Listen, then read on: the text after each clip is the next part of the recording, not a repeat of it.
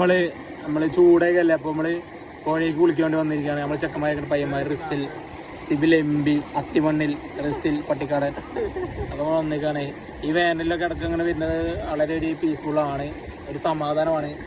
ചൂടിനെ തോൽപ്പിക്കാൻ വേണ്ടി നമ്മൾ ഇങ്ങോട്ട് വന്നിരിക്കണേ.